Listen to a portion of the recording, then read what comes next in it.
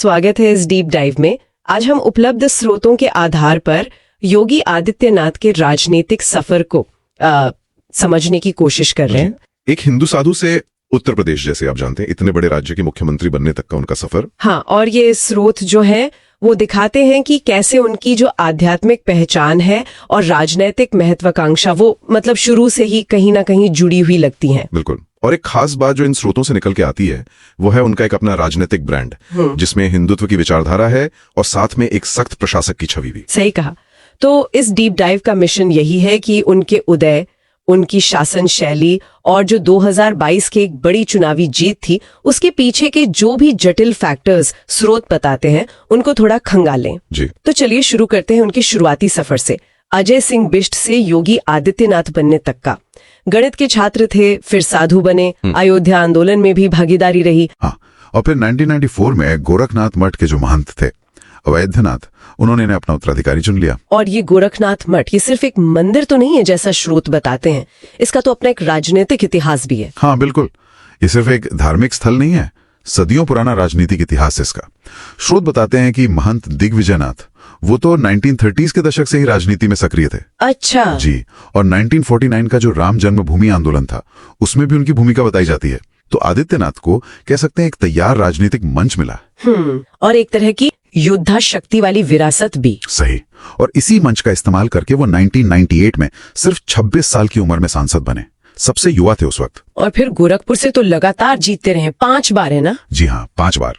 लगता है जैसे उन्होंने अपना एक स्वतंत्र शक्ति केंद्र ही बना लिया था वहाँ। लोकसभा में उनकी उपस्थिति भी काफी अच्छी रही, करीब 77%। और जमीनी स्तर पर जुड़ने के लिए उन्होंने वो हिंदू युवा वाहिनी भी बनाई थी, HYV, 2002 में शायद। हाँ, 2002 में। स्रोत इसे हिंदुत्व और राष्ट्रवाद के लिए एक प्रखर सांस्कृतिक और सामाजिक संगठन की तरह देखते हैं। इसने उनके लिए समर्थक तो जुटाए, इसमें कोई शक नहीं, लेकिन इस पर कुछ विवाद भी जुड़े रहे, जैसे कुछ सांप्रदायिक घटनाओं का जिक्र आता है। हाँ बिल्कुल, मऊ में 2005 में, गोरखपुर में 2007 में ऐसी घटनाओं और दंगों से जुड़े होने के आरोप लगे, जिसके चलते आपको याद होगा 2007 में उनकी गिरफ्तारी भी हुई थी। हालांकि 2022 में इसे भंग कर दिया गया, लेकिन पूर्वी यूपी में उनका एक स्वतंत्र आधार बनाने में इसकी बड़ी भूमिका रही। अच्छा, एक और दिलचस्प पहलू जो स्रोत बताते हैं वो है भाजपा के साथ उनके रिश्ते। मतलब हमेशा बहुत सहज नहीं रहे, राज्य के नेताओं से तनाव की बातें भी आती हैं। जी हाँ, तनावपूर्ण संबंध शब्द का इस्तेमाल हुआ है स्रोतों में। वो कई बार हिंदुत्व विचारधारा के कमजोर होने की आलोचना करते थे। यहाँ तक कि 2002 में तो उन्होंने पार्टी के आधिकारिक उम्मीदवार के खिलाफ अपना ही कैंडिडेट उतार दिया था। अच्छा, राधा मोहन दास अग्रवाल। जी वही।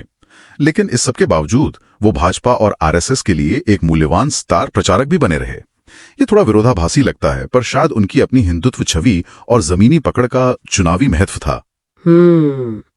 हाल की सत्ता संघर्ष की खबरें भी शायद इसी जटिल रिश्ते की तरफ इशारा करती हैं। हो सकता है।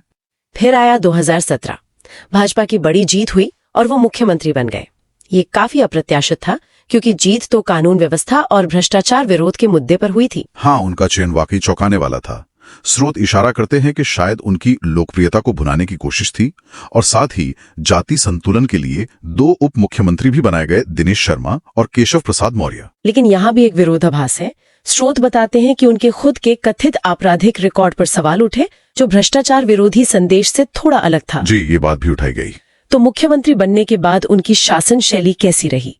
पहले कार्यकाल में जीरो टॉलरेंस नीति का बहुत जिक्र होता है। हाँ, अपराध पर जीरो टॉलरेंस, गाय तस्करी पर रोक लगी, एंटी रोमियो स्क्वाड बने, और पुलिस कार्रवाइयों के आंकड़े भी सामने रखे जाते हैं। क्या आंकड़े हैं? स्रोत बताते हैं कि 2017 से 2025 के बीच करीब 15,000 ऑपरेशन हुए, 30,000 से ज्यादा गिरफ्तारियां।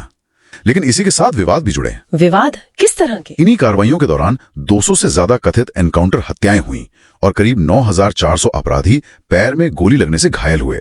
इस पर फर्जी एनकाउंटर होने और खास सामाजिक वर्गों को निशाना बनाने के गंभीर आरोप लगे। और इसी से वो बुलडोजर बाबा वाली छवि भी जुड़ी। बिल्कुल। विरोध प्रदर्शनों के बाद आरोपियों की संपत्तियां गिराने की नीति। स्रोत कहते हैं कि उन्होंने इस छवि को अपनाया भी एक सख्त प्रशासक के तौर पर। लेकिन इसकी आलोचना भी तो हुई कि ये गैर न्यायिक है, कानूनी प्रक्रिया का उल्लंघन है। हाँ, बहुत आलोचना हुई। खासतौर पर यह आरोप लगे कि मुस्लिम समुदाय और विरोधियों को निशाना बनाया जा रहा है। मामला सुप्रीम कोर्ट तक भी ले आया, ऐसा जिक्र है। लेकिन ये कहानी का एक पहलू है। स्रोत विकास और निवेश की बात भी करते हैं, जैसे इन्वेस्ट यूपी पहल। जी, बुनियादी ढांचे में बढ़ोतरी, जैसे एक्सप्रेसवे की संख्या 2 से बढ़कर 22 तक पहुंचने का दावा, ease of doing business ranking में सुधार की बातें भी हैं। ये कहीं ना कहीं उनकी विवादास्पद नीतियों के सामने एक दूसरी कहानी पेश करता है। और राम मंदिर का उद्घाटन, वो भी उनके कार्यकाल की एक बड़ी घटना रही। हाँ, और ये उनके राजनीतिक सफर के लिए प्रतीकात्मक भी है।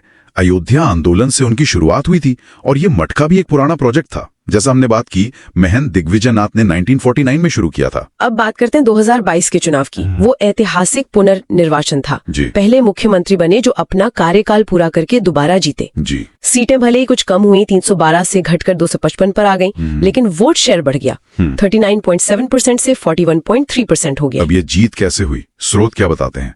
क्या ये सिर्फ हिंदुत्व का मुद्दा था? नहीं, सिर्फ हिंदुत्व नहीं। स्रोत बताते हैं कि रणनीति काफी बहुआयामी थी।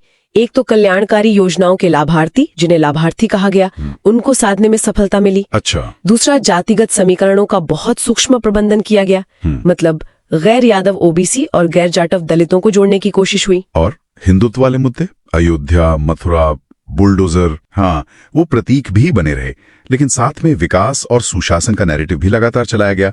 तो एक तरह से मिला जुला पैकेज था। तो अगर हम इन सारे स्रोतों को देखें तो एक बहुत मिलीजुली जटिल तस्वीर उभरती है।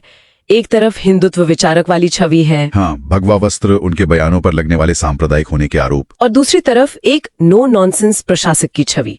समर्थक उनकी उपलब्धियां गिनाते हैं, कानून व्यवस्था सुधरी, निवेश आया, कल्याणकारी योजनाएं चली। बिल्कुल। वहीं आलोचक जो है वो पार्टी में आपराधिक रिकॉर्ड वाले लोगों की मौजूदगी पर सवाल उठाते हैं, फर्जी एनकाउंटर का मुद्दा उठाते हैं, बुलडोजर न्याय की आलोचना करते हैं। और कुछ नीतियां जैसे गोहत्या प्रतिबंध या लव जिहाद कानून, उन्हें अल्पसंख्यक विरोधी भी माना जाता है। जी। तो एक तरफ सरकार का दावा है कि यूपी सुरक्षित हुआ, विकसित हुआ, दूसरे तरफ मानवाधिकार हनन और धार्मिक पूर्वाग्रह के आरोप हैं। एक स्पष्ट तनाव दिखता है इन दोनों बातों में। तो सार यही निकलता है कि योगी आदित्यनाथ का राजनीतिक सफर, जैसा इन स्रोतों में बताया गया है, वो धार्मिक अधिकार, एक सख्त प्रशासक की छवि और विकास के एजेंडे का एक, कह सकते हैं, अनूठा मिश्रण है। हाँ, और उनकी जो शासन शैली है उसमें उपलब्धियां भी हैं तो गंभीर आलोचनाएं भी हैं। यही उनके कार्यकाल को इतना जटिल और विवादास्पद बनाता है। और 2022 की जीत ने ये भी दिखाया कि उनकी सफलता सिर्फ हिंदुत्व पर ही नहीं, बल्कि कल्याणकारी योजनाओं और जातिगत प्रबंधन पर भी काफी हद तक टिकी हुई है। बिल्कुल। अच्छा, यहाँ एक विचार सोचने के लिए छोड़ सकते हैं। गोरखनाथ मठ की जो सदियों पुरानी राजनीतिक सक्रियता रही है, उसे देखते हुए शासन का ये जो मॉडल है, जहां धार्मिक और राजनीतिक सत्ता इतनी गहराई से जुड़ी हुई दिखती है, इसका भारत के लोकतांत्रिक मानदंडों और धर्म राजनीति के भविष्य पर क्या असर हो सकता है? ये वाकई एक अहम सवाल है जिस पर आगे सोचा जा सकता है।